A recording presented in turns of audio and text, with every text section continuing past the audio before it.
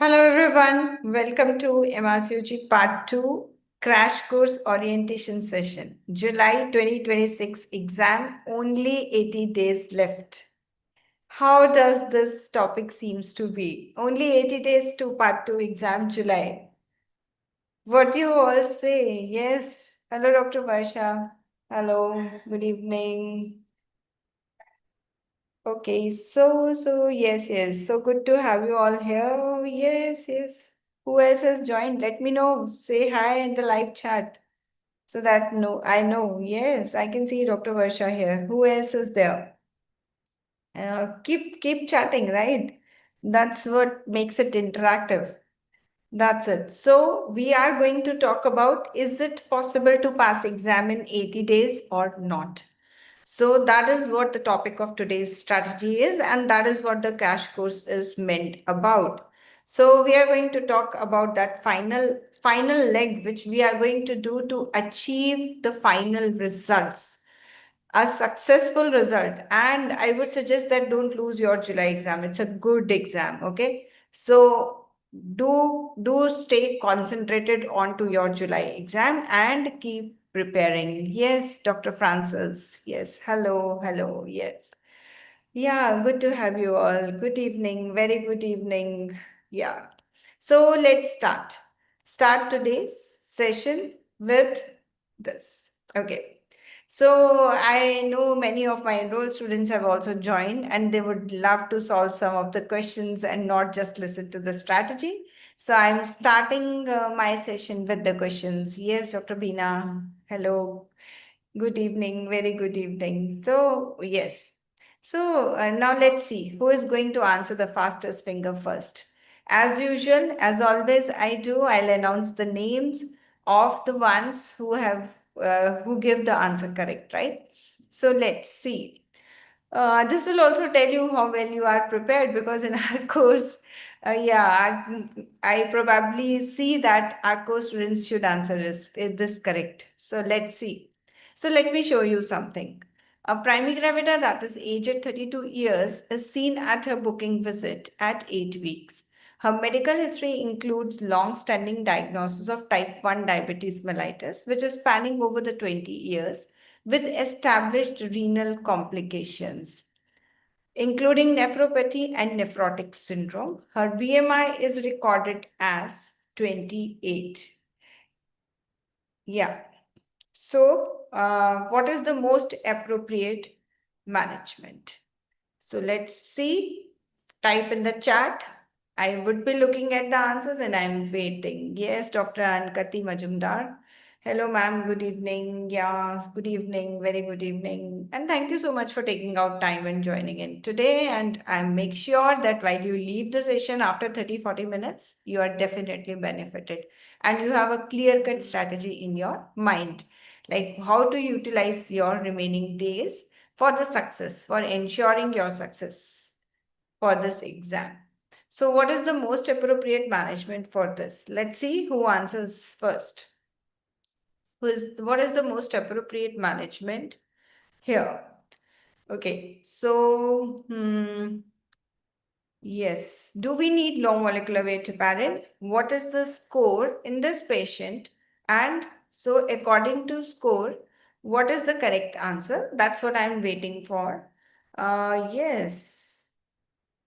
Yes, who is going to answer that? Because we have to choose the fastest finger first. So we need a correct answer, and it's a good opportunity to have the correct answer right at this time. Oh, so the answers start coming up. So let's look at this. Basically, this question is like she has a type 1 diabetes spanning over 20 years with renal complications, nephropathy, and nephrotic syndrome.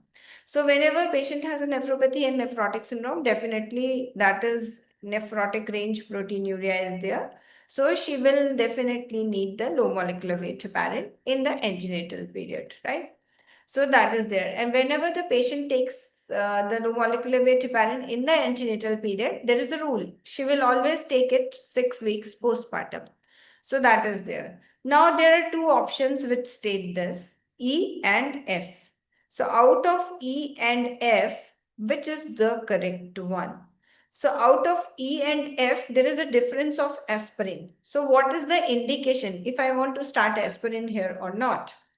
So the indication is the type 1 diabetes. So that is, and chronic kidney disease, right? Chronic kidney disease, chronic renal disease. So that is an indication for use of aspirin. So what all has been tested here in the by the RCOG? They have tested you indications for the aspirin as well as the VTE risk scoring. So two guidelines merged together, and that's what makes the RCOG tricky, but it is not tricky if you can see through the question and if you can go inside the brain of the RCOG examiner, and that's what we make you do.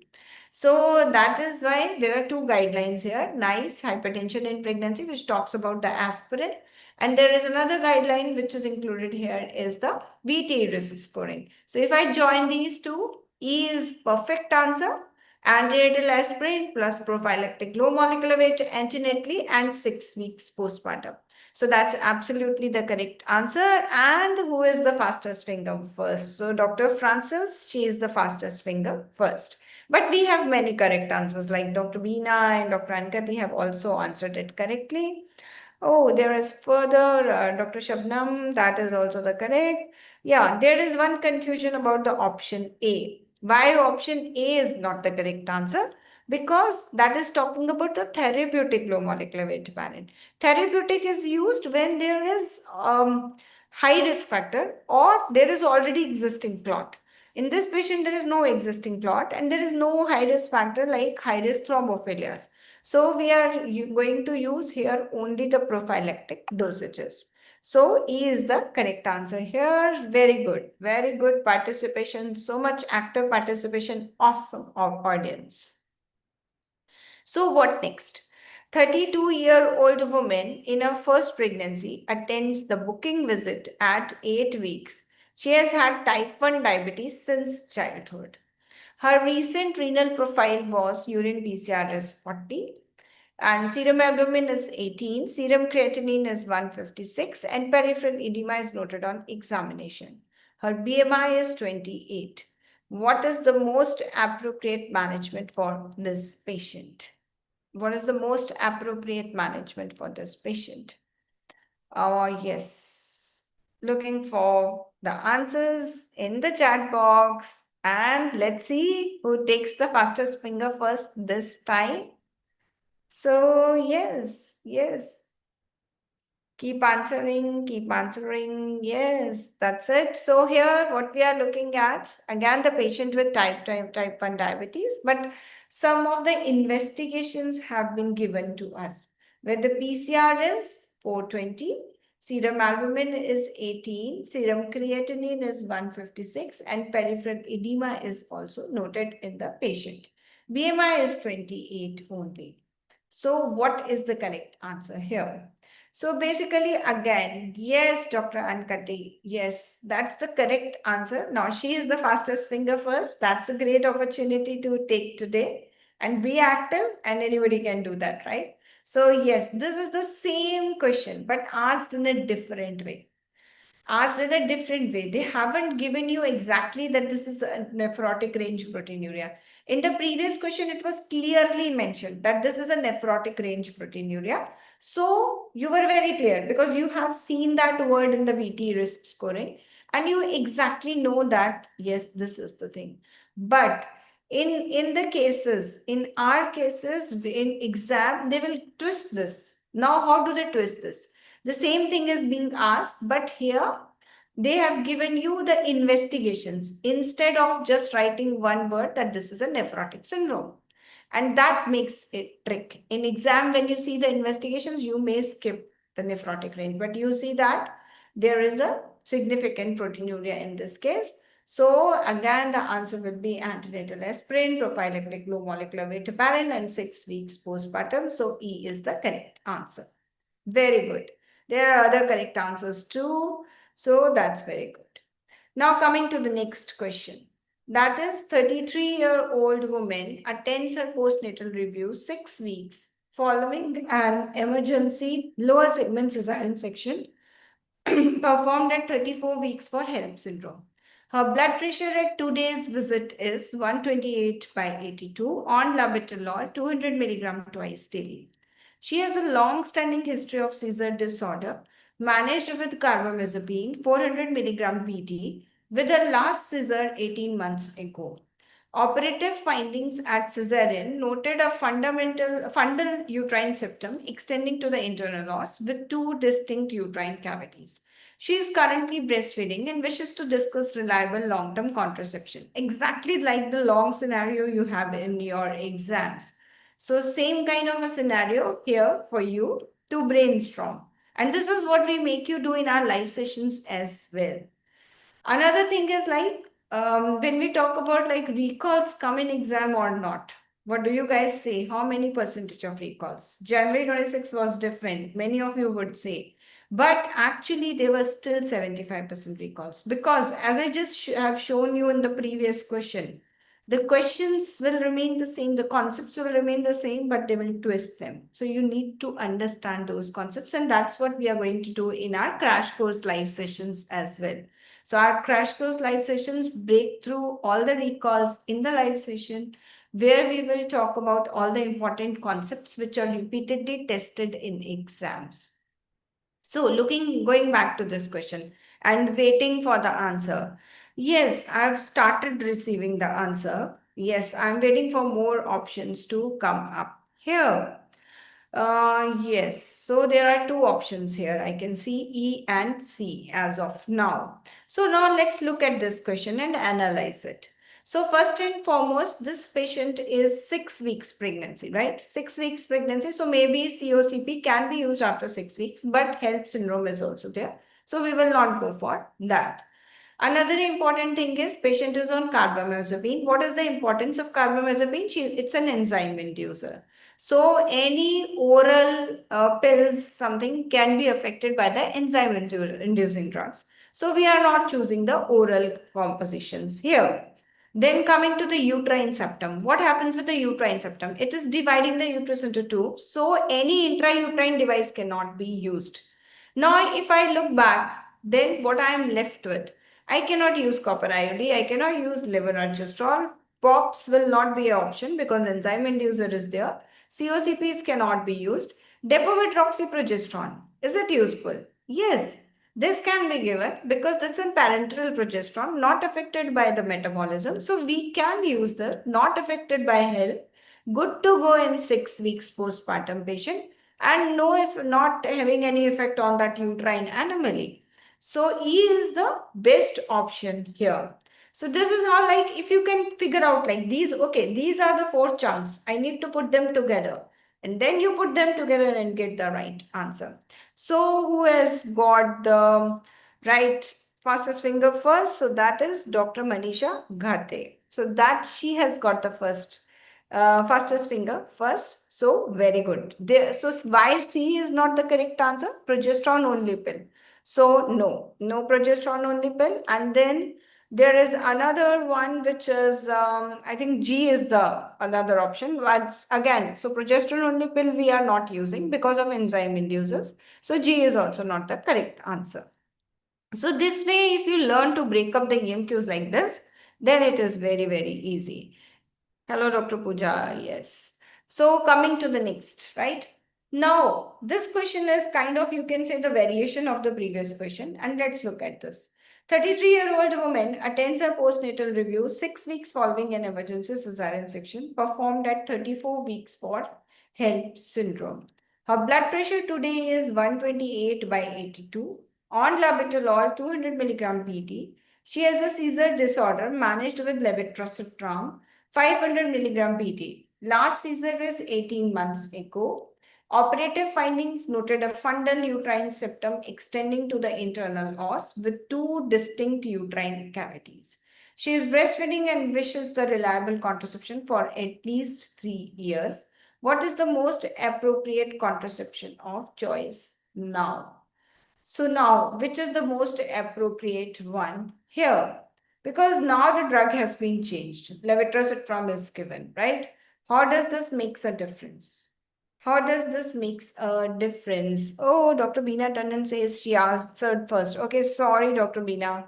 So you got the fastest finger first. Great. And you got it again. So no way. If you missed the previous one, but you got this one right also. So the answer still remains the same. Still remains the same. Why? Although levetiracetam is not an enzyme inducer, and we can give this levetiracetam, with this, we can give the progesterone only pills. But again, read the question carefully. She wishes reliable contraception for at least 3 years. So levetiracetam, even if their POP is safe, but again, we cannot have a POP for 3 years. We can, but it is not good, right? Compliance is difficult. So therefore, again, the Depo-Provera wins the case in this case. So yes, Dr. Beena Tandon. So she got the fastest finger first, and maybe this was the second time that she got it. So here's a applause. So both questions had same age, same health history, same BP on labetalol, same biconjugate uterus, same breastfeeding, and same 3-year contraception need. What changed? Carbamazepine versus levetiracetam, which will make you think immediately about the POPs, right? And that will actually make you think like whether to go for the POP or DMPA, or because both are also given in the option. So options are very close always in EMQ. Now you get stuck at three options. Choose the POP, choose the DMPA, or choose both together. And the both one like that brings in, okay, let me choose both because both can be given. But here the 3 years is the key. So you need to interpret these things. Now, this is not only the knowledge, this is the kind of strategy which you have to learn to come to the point where you can just enter into the examiner's brain. So answer DMPA in both cases. Biconjugate uterus rules of IUD, IUS breastfeeding help rules out. COC, DMPA is injectable and works regardless of enzyme interaction. So what happened? The drug changed. You wanted to change the answer, but you should not have. And those who did not choose the another answer and they just stuck to that, they just did that. So it's not about only the knowledge, but you have to learn about the strategies. So very important that we, and when we are going to the exam, why it is important to be in your best preparation? Because what failing actually costs you? It's huge. It's huge. And the mental trauma, as you see in the last line, emotional toll on you and your family, it's priceless. We are just taking out our precious time from our daily routine, from our daily life for this exam. So it should not go wrong. Exam fee is huge. You are putting so many days. Maybe your career application are delayed. So it is priceless. Better to go with a trusted, a streamlined process, which is less than half of the cost of one reattempt, and you can get through it in a very nice way. So, it is my fourth attempt, and without whom I would not have passed. I used to study 4 to 5 hours a day, practice question banks daily, but what lacked was the use mind knowledge, and this happens with, I think, most of you. It is not about reading more. Every day I get text. What else should I read, ma'am? Should I go for the talk articles? Should I go for this? What extra things? Should I go for any other question bank? See, you can go for n number of resources. You can go with n number of resources, but you need to be thorough with what you have. So having undergone so many coaching, so many different approaches, nothing did magic. So why? Because it's not about guideline teaching. It is about knowing those strategies to apply your knowledge. So you cannot waste extensive time on the guidelines, because every time when you go on to the questions, you get some questions wrong, and that makes you go back to the guideline again. And so you keep going back to the guidelines. And as many times you go back to the guidelines, you are just shunting between the questions and the guidelines, and you are not progressing. How to progress? You need to solve the questions, get their explanations, get those points just immersed into that, and that's how you can practice your questions. If you haven't started studying now, then today is the best day because we are having the live session, first live session today for the orientation, and or even for my enrolled students who have not yet, because some of you are also like telling that I could not follow, I had something on the other at my plate, I've not started. Shall I start now? This is a question I think every day in my chats I'm getting 10-15 questions like this, that shall I start now for the July exam? Yes, start now. Today is the best day to start for this. This is a real time which you can use. Now, this is the safe period because, see, if you go back and look, okay, students have studied so much. Can I study from now? Yes, because last 2.5 months, 3 months, that means the most. Nobody keeps on taking time for complete year. So if you are thinking now, you have filled your expression of interest, this is the time when you can start now here. Okay. Second thing is, uh, because like you feel overwhelmed by looking at like I've missed so many stations, but that is why we are starting afresh from here.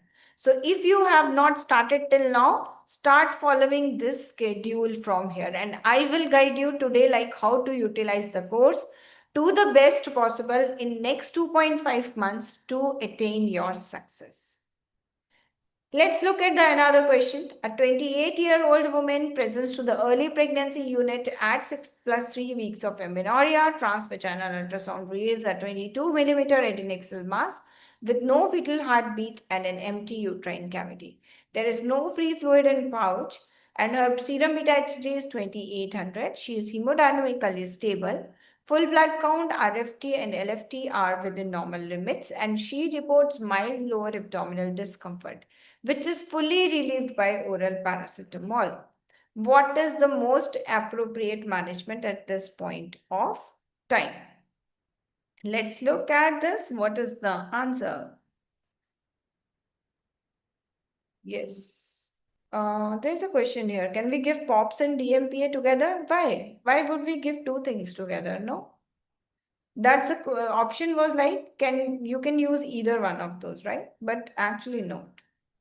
So in this case, yes. So yes, there are about the E, B, B, A. Okay. Okay. Why A? Why we can do expectant management in this? Isn't it ectopic?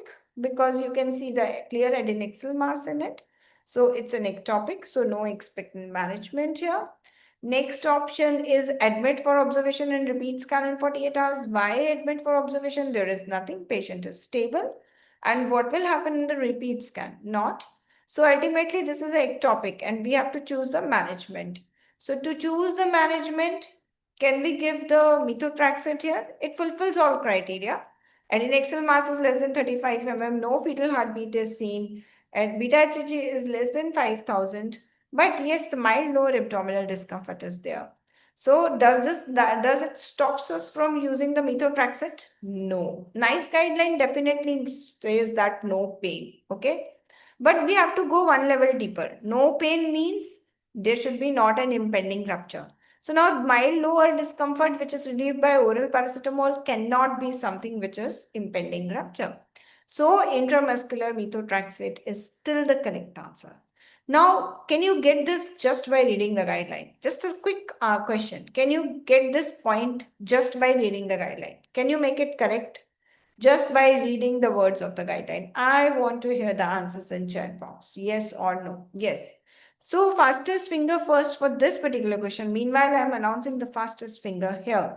So the fastest finger first for this question is again Dr. Beena Tandon, and she has done the hat trick.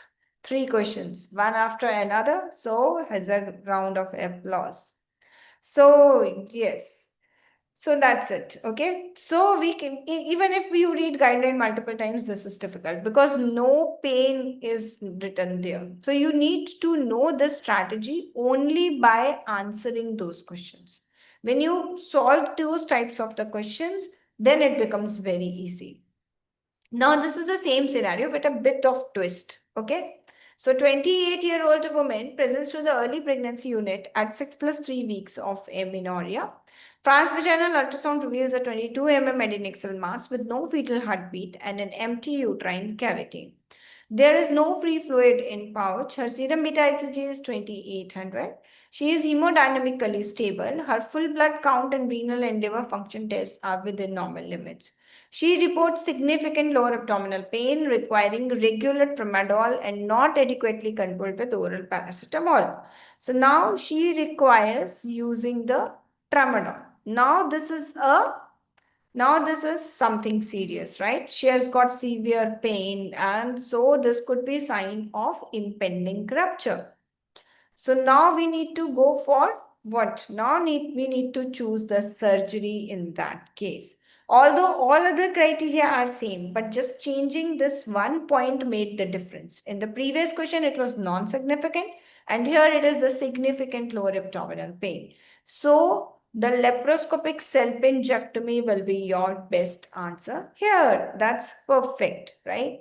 So that's perfect. So this time Dr. Ankati Majumdar, she has got the fastest finger first and many other correct, right? Dr. Beena, Dr. Malika, Dr. Francis, everybody has done it, right? That's perfect. Perfect.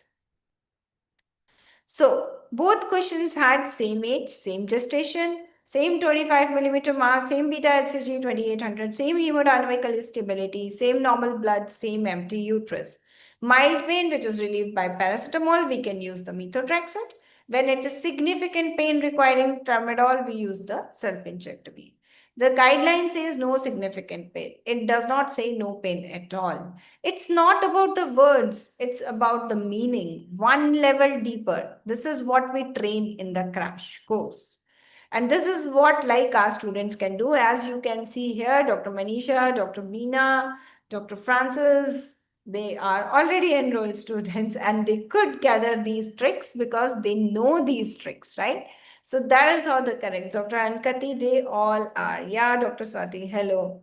So they all are enrolled students and they know the tricks, and that's how the students can crack. You should know that these tricks before you go to exam. Otherwise, it's going to be quite confusing at that time. Now, why does this question even comes to the mind? Like, is it possible in 2.5 months? So why it seems difficult to pass part 2 in 2.5 months? Because there's too much information flowing, and there is like, it is too much in the brain. Almost 180 plus guidelines without filtering what's tested. If you have those big PDFs in front of you, is it possible to read them all? Definitely, I will have the same question. Oh my God, can I do it in 2.5 months? Treating part 2 like a knowledge exam. It's not your knowledge. See, knowledge is a part of it. Definitely, you need to know the basics. But it is not only knowledge. You need to make the clinical decisions, and that's why you should be prepared for. Like, what is the reason behind it? What is the strategy behind it? What is the examiner thought behind it? That's what you have to look at. Being too safe is a problem. Second guessing is a problem. Being too much thoughtful, overthinking, big problem. Keep on changing the answers. Very big problem. Because the more you are going to think, three, four options will seem like correct.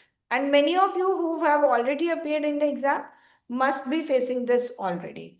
So study mode does not fix it. Studying differently does. Like people ask me, like, how many lectures, how many hours of PDFs, how many hours of this, how many questions.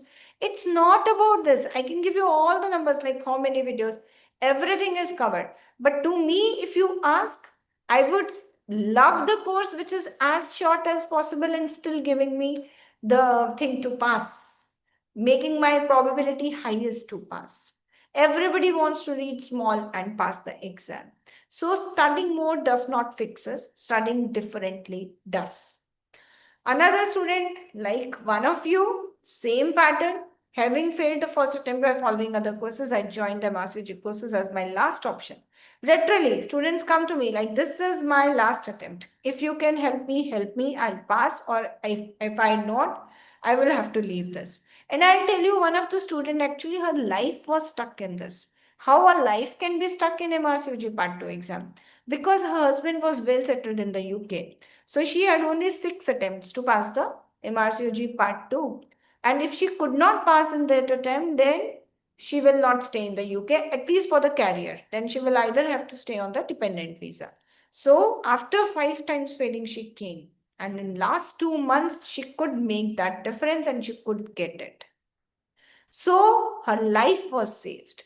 Sometimes these things, which sometimes we see that, okay, let me just leave that, make it postponed, why it is important. But sometimes these things can be your life savers. So this is how, like, she teaches EMQs like a baby and taught how to walk. How do I teach you? Like, how can I tell you, like, to go for this? This is how. I will interpret everything, like when you know that exactly what RCOG loves to ask, and that's how you go further. Okay, yes. What actually changes the score? Not more content, not longer hours. I don't believe in longer. We believe in productivity. Whatever I am studying is should be productive. Better filtering, we remove 80% of what's not tested. Clear prioritization, what is to be read, highest yield topics, and controlled thinking. Make you learn how to think like an RCOG examiner. Trust your first instinct and stop overthinking. Now, this is the most important question. Like, student keeps on asking, like, what should I do? When they take our course, they have the videos, they have the PDF links, some online PDF links, and then there is a lot of questions on the website, right? So every time this is about how to practice this question, right? How to practice, how to go about the website content. So like they will ask, like, shall I watch the video and make the notes? So I say no, big no. Because what is this? You are just consuming. You are just consuming, that is your passive learning. You are just looking at the video and you are copying down from the video points. And then you keep those piles. Okay, I'll read this later. But that doesn't work. That is just an overwhelming pile for you, which will always make you scared. I have to revise those much. So it's not a good thing. So I don't believe in passive learning. I believe in active learning. What is active learning? When you recall something from your brain, and that's what I make you do every day. Now, when you are towards your exam, you have to start solving like 30 questions in a day. Those who are already solving 30 questions in a day, they should move on to 50 questions in a day. Those who are already solving 50 questions, I know many students in my course are already solving 50 questions in a day. They can move on to 70 questions in a day. In a week, move on to 100 questions in a day. This seems scary, you know. You think that on one side the ma'am says that just read 3 hours, and the other side she is saying that do 100 questions. But let me tell you, and many of my students who are already here in the session can actually be a witness to it, that when you start solving the questions first day, you will take time for 30 questions itself. But next 7 days, the time will decrease. You will be doing them faster because we are helping you prepare for a marathon which you are going to run at the end. So if you have to run a 10-kilometer marathon every day, you have to run. And that's what we make you do with the help of worksheets. And how to utilize those worksheets. When you are solving the question, you keep a paper pen along. When you are picking up any answer, please do write a point there. And every information about that in the pointers. Now what you are doing, you are recalling this from your brain. And because you are recalling and then writing, then your brain is exercising. And when you exercise, you retain. So brainstorming is going to help you retain. So stop just consuming. Just stop reading the PDFs, looking at the video and making the notes. This is nothing. This is just consuming. Start true learning. True learning is your own pointers which you are putting up along with the questions. So I believe in active learning, and that is the one thing which changes your exam preparation with us. Why our worksheets change everything? It's not just a simple question bank. They are smartly designed exam training system. They are simply designed exam training system. That is what, like, when students ask about, I've already joined one course. Shall I come to your course? Yes. If you have been studying theory from some other course, still you should come to this course, because you will not get the such type of worksheets designed for you. Even if you take those worksheets and you solve those worksheets within the course, then even that will give you the maximum benefit. It gives you exam like practice, right? Exam like practice, it exactly mirrors the same pattern. You are doing multiple questions in a row and then submit. Because many of the students, how they are doing the question practice, either they are solving questions in the Telegram groups, or they are provided with kind of a PDFs, or what they are doing, they'll see a question on the website, they'll solve it, submit, and see the answer. After every question, you are seeing the answer. So your brain is not doing the exercise which you will be doing in the exam. So it's same. If you have to run a marathon, you will run every day. And that's what we make you do here. So exam like practice. You walk into the exam already when you have solved those worksheets multiple times. You can solve them n number of times. Topic wise focus. We help you do the worksheets topic wise. Every topic, so that you know where you lag behind, and you master each and every EMQ topic. So every day when you work on one topic, that is going to replicate in your exam marks. Work in niches. Each worksheet targets a weak specific area. So you know that which area I'm good at and which area I need to work on. Performance tracking. You know that when I started reading, I was getting 50%, then got the 80%, then got the 100%. So you exactly know how to go forward. And this is how you know where you are actually losing marks and put your more time there. So it's totally evidence-based and data-driven preparation which you will be going through. Every passing day, you are taking time to think about, shall I do this, shall I do that? Enter into the course and take the decision. Booking day is yet 7 days ahead. And our first live session is today. So why not join today and see your performance in the next 1 week and then take the decision? Because in our full course, we have access till pass. So no issue. You have to think today, like, shall I go or shall I not? This all is possible even after entering the course. You enter into the water, see how well you can swim. Maybe you just take 1 day to swim better. And if you are swimming perfectly, why not go for the exam? Why leave this opportunity? Why delay another 6 months? You can get your MRCUG this year. So every passing day matters. And if you are already destined for the July exam, then every day is critical. Start today, 82% chance of passing. Another 2 weeks drops to 65%. Another 2 months, only 15%. So I don't think you will really want to delay this process. Our 3-hour plan is typically make you revise like this. So first we will give you the refined content, then you revise, will help you revise, and finally make you rejoice with the success. Today, 15th April, is the precious day when we are starting the phase. Now, all those who are going to start today, you just need to follow the schedule. You will have a schedule like which day for what thing, and just keep following the schedule, and that's what is totally done. All about theory, all about videos, all about PDF, everything at one place. You don't have to go and search here or there anything. Okay, just need to start. You take the website as a single book, start from first and complete till the end, go again, go again, and go again 3 times. That's it. Nothing else is required from you. Ultra condensed video sessions with PDFs, live interactive sessions, they are recorded if you miss, and EMQ shots are already. For EMQ shots, I think everybody who is here will say yes. I don't think anybody can say that they are not benefited by that, right? That's a very beautiful, crisp 5 minutes videos for any particular exam topic. And that's how you can discuss you can prepare for any EMQ topic in just 5 minutes. 5 minutes literally means 5 minutes. And see, if it is just a 5 minutes content, how many times you can revise it? So Telegram group plus direct faculty support throughout, you will get the person to answer your live questions, whatever questions you are putting in the group. Mock tests are included, and there is a specific session for January 2026 recalls.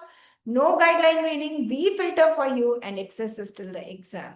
So I think nothing else is required out of this. Anything else you think you need to pass the exam? No. Everything you need is here.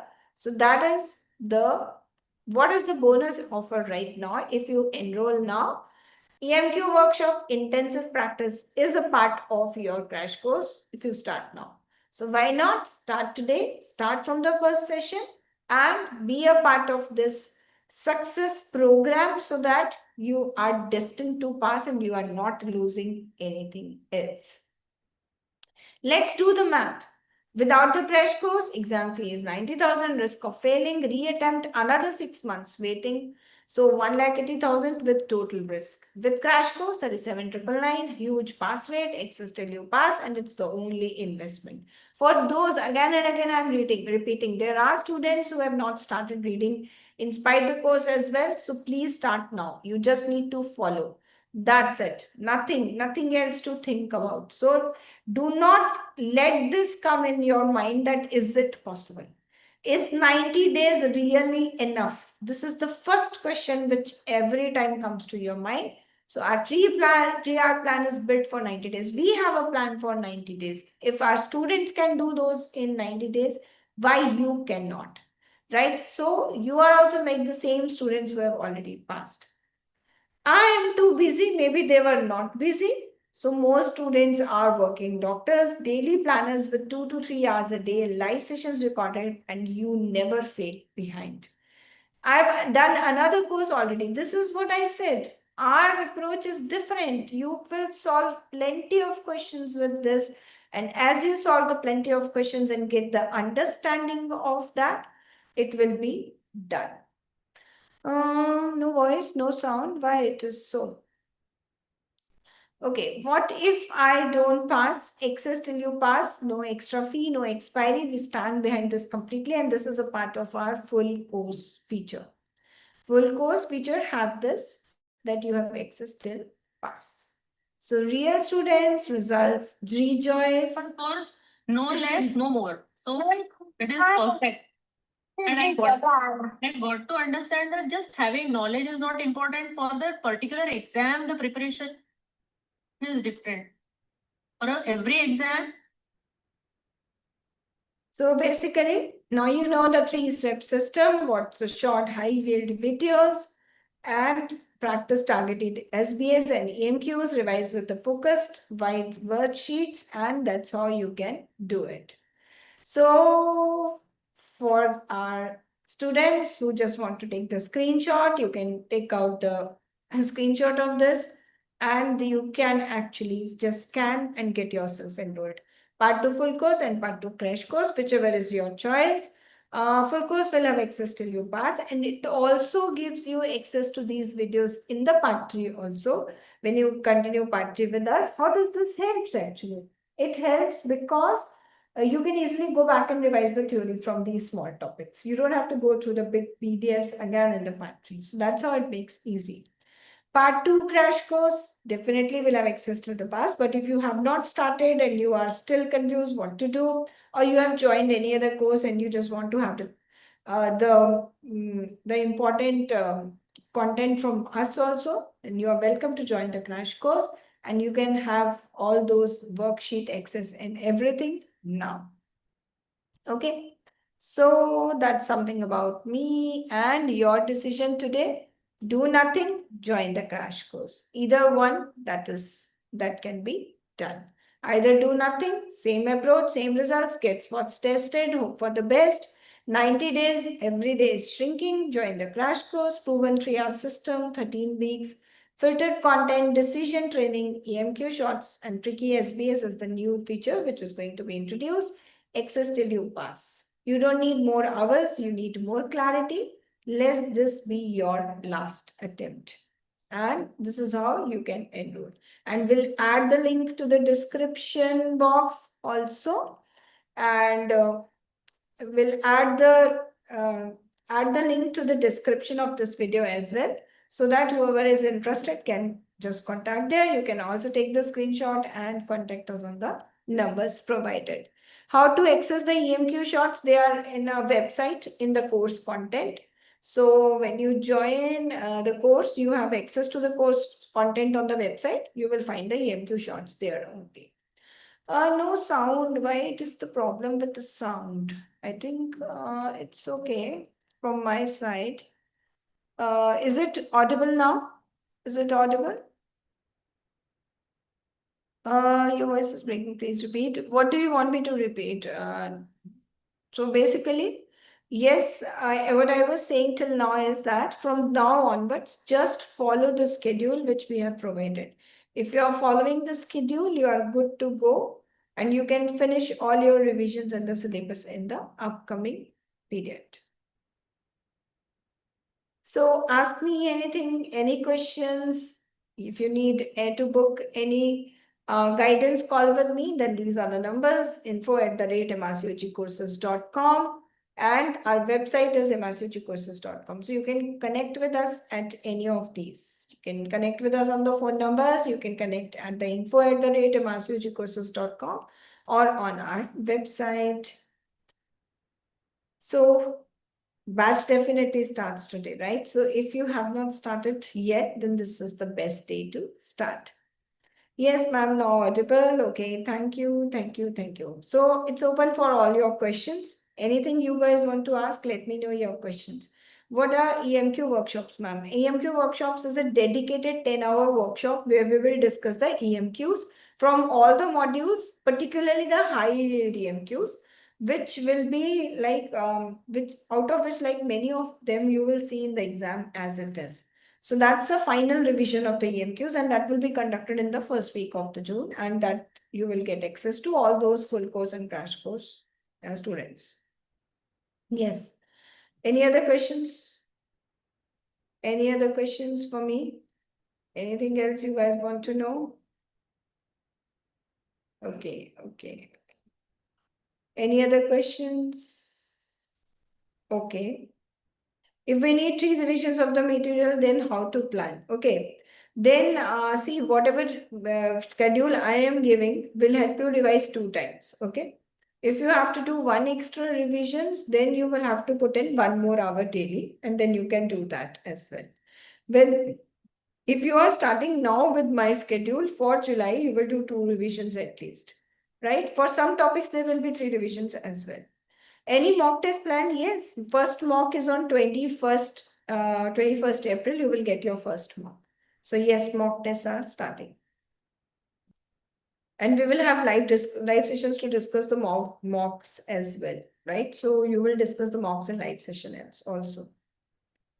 So that is Dr. Ankati. Yes. Dr. Pooja, I hope I answered. Yes. What else? What else? Any more questions for me? Okay. So here we finish this session. Bye bye, medical. Okay. So bye bye. Take care. Some of you are still answering the questions. So that's very good. I know. Yeah, you all are like, yes, everybody wants to answer more and more questions. And that's the way of learning also. So we have plenty of questions. We will cover all recalls from the 2015 till date in the live sessions. We'll discuss all important RCOG concepts, all important questions, and that's how you don't need any extra question banks also. So, okay, ma'am, great, thanks. Thank you, Dr. Ankati. April mock syllabus, that is already mock syllabus is module-wise mocks. And you can see the in your website, the schedule. It has all the dates for the mocks as well as it has dates for the live sessions also. So mock syllabus, that's the module-wise. So for every module, whatever things has to be covered, that's there. Yeah, thank you, Dr. Francis. Thank you so much for joining. Yes, you all are so wonderful students. How to specifically target the weak topics. As you do the worksheets, topic-wise worksheets, you will come to know that which topic you are weak. You are getting marks there, right? So when you are getting the marks, you can actually go through that topic again and see what points you are lagging on, and then you can ask us about those questions to clarify your doubts. Go back and do it 2 times, 3 times till you master it. Okay, and if in your feedback, in your previous feedback, if you have seen, there is one complete video of that feedback analysis in my YouTube channel. You can just see that video, feedback part 2. Okay, just type in feedback part 2 and you will get that from my YouTube channel. And just go through that, and that will help you figure out your feedback also, like which topics to be did. And then you can just go and focus on those modules. Okay. Fine. Anything else? Any more questions for me? Okay, so I finished today's session here. Thank you so much, everyone, for joining. Have a nice evening ahead. And next week we will have a very beautiful session of a very recent updated topic. And I would love to see all of you there. So stay tuned, and we will have another topic next week. Okay, bye bye. Take care. Bye.